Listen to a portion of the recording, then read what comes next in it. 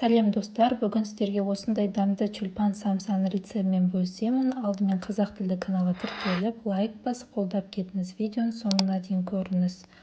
Бұл самса өте ерекше және де кез келген дастарханның көркін ашатын әдемі самсалардың бірі.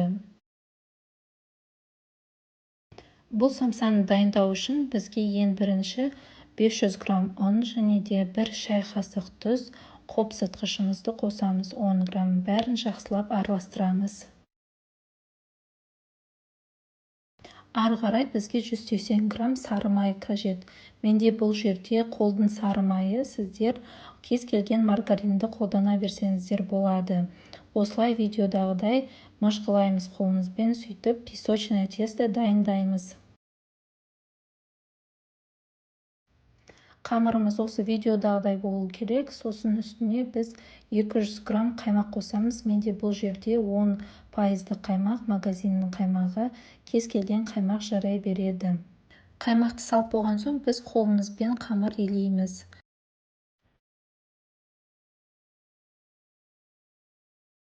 Самсаның қамыры осылай болып шығу керек. Қолға жабыспайды, бірақ өте жұмсақ. Сонымен бұны біз холодильникке салып қоямыз. Оған дейін біз самсаға салмасын дайындаймыз.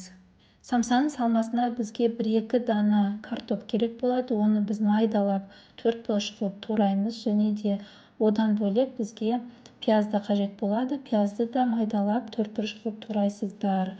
Пияз неғұрлым көп болса, соғұрлым дәмді және де сочный болып шығады.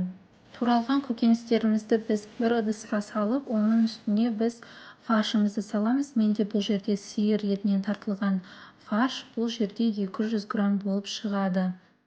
Сосын біз самсаның салмасына біз дәмдеуіштерімізді қосамыз. Ол менде қара бұрыш және де 1 шай қасық тұз.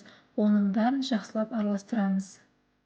Бұдан да бөлек басқа приправаларыңыз қоссаңыздар болады. Мысалы, зира немесе әртүрлі шөптерден жасалған дәмдеуіштерді де қоссаңыздар болады. Дәмдеуіштерді барлығын қолмен жақсылап араластырыңыздар, бәрі бір-бірімен сіңісін. Салмасын дайындап болған соң, енді біз холодильниктен қамырымызды алып, оны кішкентай бөліктерге бөлеміз. Менде шамамен 60-70 грамм болды. Егер де қамыр қолға жабысып жатса, аздап ұн қосып жіберіңіздер. Достар, міндетті түрде YouTube парақшама тіркеліп кетіңіздер. Бұл жерде әртүрлі тағам рецепттерін таба аласыздар. Кішкентай зуала қылып болған соң, оларды пакетке салып қойып қойыңыздар, кеуіп кетпесін беті. Сосын біз бір кішкентай зуаламызды алып, оны домалақ қылып жайып шығамыз. Домалақ қылып кесіп болған соң, біз бір шетін кесеміз, видеодағыдай жасайсыздар. Сосын самсаның салмасын салып, оны орап шығамыз. Басында жасалу жолы қиын болып көрінуі мүмкін, бірақ бір жасағанда сіздерден де шығады.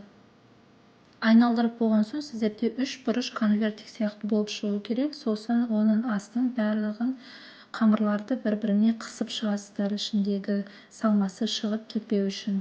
Қамырларды толықтай видеодағыдай қысып болған соң, сіз екі қолыңызбен осылай айналдырып шығыңыздар қамырды. Сол кезде сіздердің тюльпандарыңыз түзу болып шығады. Тюльпан гүлінің бутоны ашылатын жерін осылай кішкене қолдарыңызбен ашып қойсаңыздар болады. Осылайша барлық самсаларды жасайсыздар. Мен бұл видеода тағы да сіздерге көрсетемін. Түйілу жолын асықпай қарап шығыңыздар.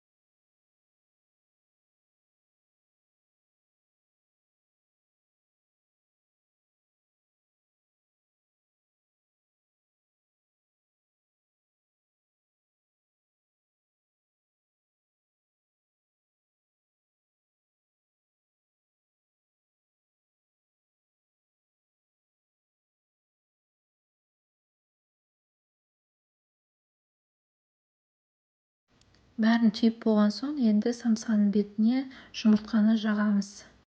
Сосын үстіне кунжут немесе мак дәнектерін сепсеңіздер болады, әсемдік үшін. Ары қарай духовкаға 40-45 минутқа 180 градуста пісіріп аласыздар. Қыздар, міндетті түрде сіздер өз духовкаларыңызға қарай бейімделіңіздер, себебі әр духовка әртүрлі болуы мүмкін. Мінекей біздің самсамыз пісіп шықты. Міндетті түрде үйде жасап көріңіздер. Жасалу жолы жеңіл және де қарапайым заттардан тұратын самса. Сіздермен бірге болған Нұрмахан Арайлы. Міндетті түрде каналыма тіркеліп, лайк басып, қолдап кетіңіз. Видеоның соңына дейін көргендеріңізге көп рахмет.